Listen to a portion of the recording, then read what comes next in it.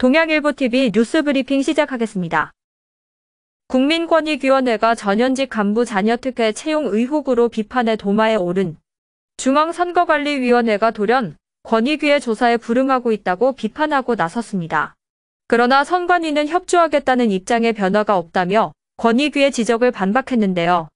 권익위의 선관위 채용비리 전담조사단 단장을 맡은 정승윤 권익위 부위원장은 14일 중앙선관위와 17개 지역 선관위에 현장 조사를 나갔는데 선관위가 감사원 감사 수용을 이유로 권익위 조사에 응하지 않고 있다며 선관위는 감사원 감사를 전면적으로 수용하고 헌법재판소에 제기한 권한쟁의를 영원히 포기하겠다고 선언한다면 조사 거부를 수용할지 검토해보겠다고 밝혔습니다.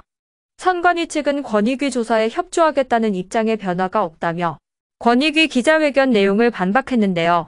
감사원이 이날부터 중앙 및 지역 선관위에서 현장 조사를 시작했는데 권익위도 같은 날 현장 조사를 하겠다고 했다며 현장 조사 기간이 겹치면 비효율적이니 조율할 필요가 있다는 의견을 제시했을 뿐이라고 설명했습니다. KBS는 14일 방송통신위원회가 TV 방송 수신료 분리 징수를 위한 시행령 개정 절차에 착수한 데 대해 유감을 표명하며 법적 대응을 예고했습니다.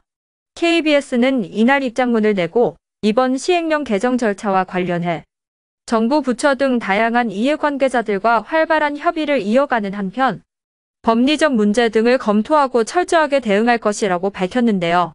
진보 성향으로 분류되는 전국언론노조 KBS 본부는 위법하고 부당한 방통위 운영과 관련해 김효재, 이상인 위원을 오늘 고위공직자범죄 수사처에 고발할 것이라고 말했습니다. 한편 시행령 개정안을 안건으로 접수할지를 두고 방통위원 3명이 표결했고 정부와 여당 측 위원인 김효재 위원장 직무대행과 이상인 위원이 찬성해 가결됐는데요. 야당 측 김현 위원은 반대했습니다. KBS는 현재 전기요금과 통합해 징수하는 수신료를 분리 징수하면 수신료 수익이 급감해 공영방송의 역할을 수행할 수 없게 된다며 반대하고 있는 상황입니다. 충남 천안 천흥사지가 고려 초기 호서지역 최대급 규모의 왕실 사찰이었던 것으로 추정된다는 조사 결과가 나왔습니다.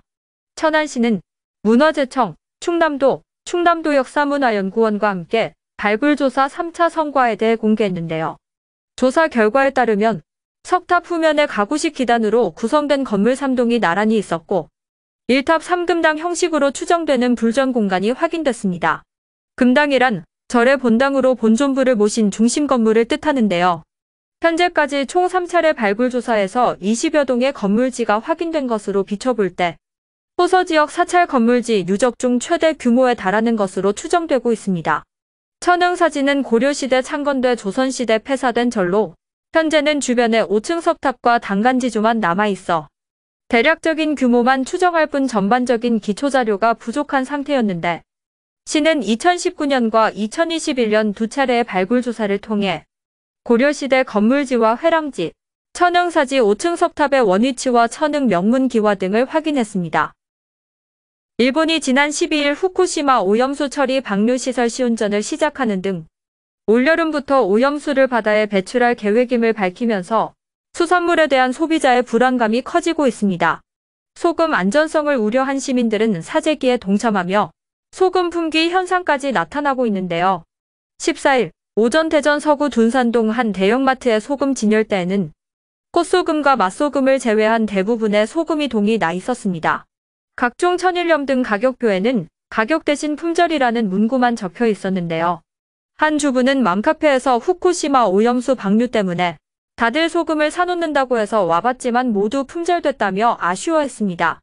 해당 마트 직원은 사흘 전부터 진열대에 소금을 놓기가 무섭게 다 팔린다며 내일 주문을 넣고 있지만 주물량의 10만 입고될 정도로 전국적인 물량 부족이 체감된다고 말했습니다.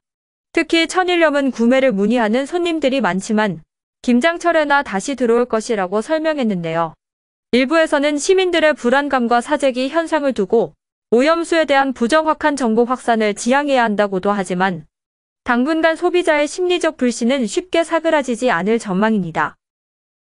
청주시와 청주시문화산업진흥재단이 진행하는 2023 동부창고 페스타 썸머 나이트가 지난 10일 첫 행사를 시작으로 관람객들의 호응을 얻고 있습니다.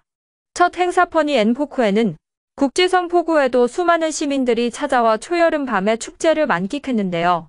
특히 치즈, 스탠딩 에그 등 인디신을 대표하는 힐링 감성 음악인들의 무대는 실시간 SNS를 뜨겁게 달굴 정도로 호응을 얻었습니다.